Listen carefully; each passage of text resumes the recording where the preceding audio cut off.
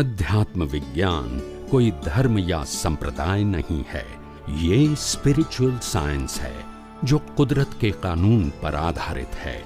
ये विज्ञान पूरे ब्रह्मांड के सभी रहस्यों को उजागर करता है और जीवन के सभी पहलुओं को समझने के लिए एक नई दृष्टि देता है। इसी को आर्ट ऑफ विजन कहते हैं, दुनिया को देखने की एक नई दृष्टि, जो अध्यात्म विज्ञानी परम पूज्य स्वामी श्री कमलेशानंद जी के निर्देशन में सनातन सत्य का अनुसंधान कर हमारे जीवन को प्रकाशित करे। जय सच्चिदानंद।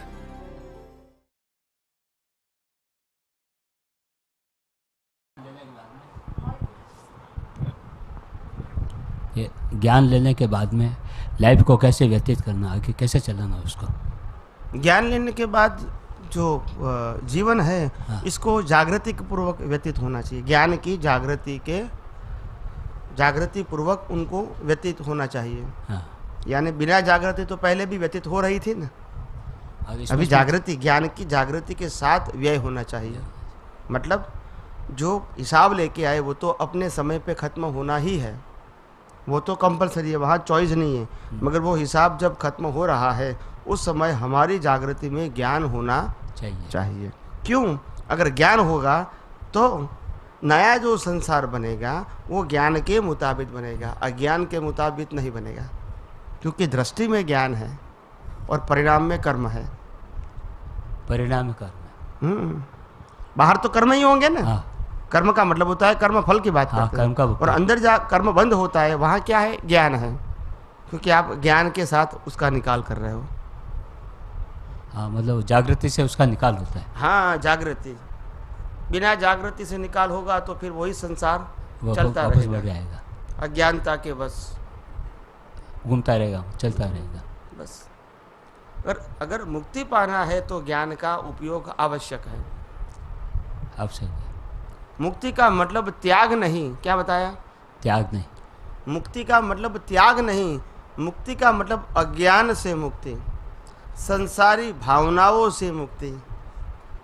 क्या बताया? संसारिक भावनाओं से मुक्ति, मालिकीपन से मुक्ति, कसायों से मुक्ति, राग द्वेष से मुक्ति। लेकिन संजोग ऐसे आता है या सर्कमस्टेंशियल एविडेंस ऐसा होता है कि उससे फिर इन्वॉल्व हो जाता है आदमी। इन्वॉल्व उसमें मतलब इन्वॉल्व हो जाता है। किसमें? सर्कमस्टेंशियल एविडेंस, संजोगों के अनुसार जैसे संजोग सामने आते हैं तो उसको उसमें इन्वॉल्व हो जाता है। तो उस टाइम फिर कैसे जागृति रखें? इसमें से बाहर निकलना है ना, दृष्टि से बाहर निकलना, दृष्टि से अपने आप को अलग रखने की या तो उससे अपने आप को दूर रखने की कोशिश करने का, ज्ञान दृष्टि से अंदर से पुरुषार्थ करना है। अंदर से पुरुषार्थ। हाँ, क्योंकि अपना जो बुद्धि लेके आए, अहंकार लेके आए, वो तो हमको संसार की ओर खींचने का प्रयास करेंगे ही। क्योंकि उनको तो संसार में रहना है। क्या है? हमको ज्ञान से संसार से मुक्त होना है। आप समझे? तो जो परिणाम होता है उनको स्वीकार करके, उनमें राग द्वेष न करके, आत्मा के गुणों की अनुभूति करने का प्रयास करना है। लेकिन क्या सर्कमस्टेंशियल एविडेंस ऐसा आता है जैसे मैं कोई ये संजोग ऐसा आता है, जैसे अनुकूल प्रतिकूल संजोग आता है, तो उस टाइम आदमी तो क्या तो कर्म का फोर्स आता है, तो आदमी स्थिर नहीं रह पाता उसमें। तो फिर उस टाइम कैसे जागृति रखे? भले ही थोड़े समय के लिए हमारी ज्ञान की जागृति दब जाए। हाँ, आप समझे ना। मगर जैसे ही संजोग का जो प्रेशर थोड़ा कम हो जाए, तुरंत ही ज्ञान की जागृति में आ जाना चाहिए। और जो संजोग में से ज्ञान की जागृति हमारी चल गई है, उस समय नहीं थी, उस संजोग को देख लेना है ज्ञान से बाद में, ताकि हमको मालूम होवे कि ज्ञान की जागृति और ये संजोग दोनों क्या है? अलग है। भले ही उस समय हमारी जागृति नहीं रही, संजोग का दबाव आएगा, बाद में देख सकते हैं ना। हाँ। वही संजोग को उस टाइम बाद में रिलीज होना चाहिए। हाँ। यहाँ अपन इसमें इन्वॉल्व हो गए, बस इसमें इन्वॉल्व हो गए, वही होना चाहिए। बराबर। तो जितनी जागृति आपको जितनी बढ़ेगी जागृति, उनके साथ आपकी अनुभव की स्ट्रेंथ बढ़ेगी, इतना आप ज़्यादा से ज़्यादा संयोग के अंदर ज्ञान में आसानी से रह सकोगे। और जितना आपकी ज्ञान की स्ट्रेंथ कमज़ोर होगी, इतना आप ज्ञान के बाहर के संजोगों में कम रह सकोगे, अपने आप जुड़ जाओगे, उससे अलग नहीं रह सकोगे। ज्ञान पक्का होता है, इतना आप अलग रह सकते हैं। ये सबकी इंडिविजुअल स्ट्रेंथ है। क्या है? इंडिविजुअल है। जिसकी जितनी स्ट्रेंथ ज़्यादा, इतने ज़्यादा संजोग को वो ज्ञान से फेस कर सकते हैं। और जिसकी स्ट्रेंथ कम होती है, वो थोड़े समय के लिए वो ज्ञान में रह सकते हैं, बाद में उसको संसार हावी हो जाता है। संसार हावी होता है। तो हमको अपना अनुभव का ज्ञान पक्का करना है। दृष्टि मिलने के बाद अनुभव ज्ञान को पक्का करना है। क्या करना है? अनुभव ज्ञान को पक्का करना है। कैसे करोगे? जैसे जैसे संयोग बीतते हैं, उसमें वही ज्ञान का जब दृष्टि से प्रयोग करोगे तो आपका अनुभव ज्ञान बढ़ता जाएगा, पक्का होगा। पक्का हो जाएगा। अगर नहीं करोगे तो ज्ञान रहेगा, मगर ज्ञान में क्या स्ट्रेंथ नहीं आएगी। नॉलेज रहेगा, दृष्टि भी रहेगी, मगर स्ट्रेंथ नहीं रहेगी। उस टाइम उसका उपयोग नहीं होगा, क्योंकि उपयोग नहीं किया। उपयोग नहीं होगा।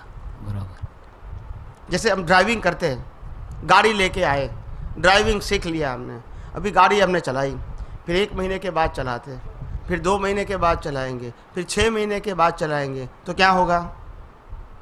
कॉन्फिडेंस की कमी हो जाएगी, कम हो जाएंगे। कम हो जाएगा। और अगर एवरीडे चलाते हैं तो पूरा अभ्यास है। बस वही बात है ना, यहाँ कोई चमत्कार की तो बात ही नहीं है। चमत्कार के जैसे उसमें भी होता है कि आप एवरीडे यूज करते हैं तो कॉन्फिडेंस हो जाता है, अगर आप ओकेजनली यूज करते हैं तो इतना कॉन्फिडेंस नहीं होता है। Very simple thing. ऐसे ज्ञान में भी आप कभी कभी उपयोग करोगे तो इतना कॉन्फिडेंस नहीं रहेगा, मगर रेगुलरली उपयोग करते रहोगे, भले कभी कभी चूक जाओगे, मगर मैक्सिमम आप उपयोग करोगे तो आपका ज्ञान का कॉन्फिडेंस बढ़ेगा। और वही बड़ा हुआ कॉन्फिडेंस भी आपको और आगे ले जाने में आपको हेल्प करेगा। जब आत्मविश्वास होता है तो आदमी आसानी से आगे चल सकता है, मगर जब खुद को आत्मविश्वास है ही नहीं तो फिर क्या करोगे? ज्ञान के बिना मुक्ति मार्ग भी संभव नहीं है ही नहीं। बिना ज्ञान कैसे होगा मुक्ति? ज्ञान एक माध्यम बनेगा मुक्ति के लिए। ज्ञान ही माध्यम है मुक्ति का। इस संसार की क्रियाकांड वो मुक्ति का माध्यम नहीं है, ये पुण्य का माध्यम है। क्या है? पुण्य का माध्यम, मुक्ति का माध्यम नहीं है। ज्ञान का मतलब पाप और पुण्य दोनों से मुक्ति। क्या बताया? पाप और पुण्य से मुक्ति, दोनों से मुक्ति, उसका नाम है ज्ञान। और पापों से मुक्ति और पुण्य उपार्जन करना, उसका नाम है अच्छा संसार, अच्छा धर्म। दोनों अलग राह है। धर्म की राह गलत नहीं है, मगर वो संसार के लिए है। किसके लिए है? संसार के अच्छे संसार के लिए, मगर संसार से बाहर निकलने के लिए नहीं है। संसार से बाहर निकलना है तो ज्ञान चाहिए। ज्ञान चाहिए। नहीं समझ में आया? बिल्कुल राइट है।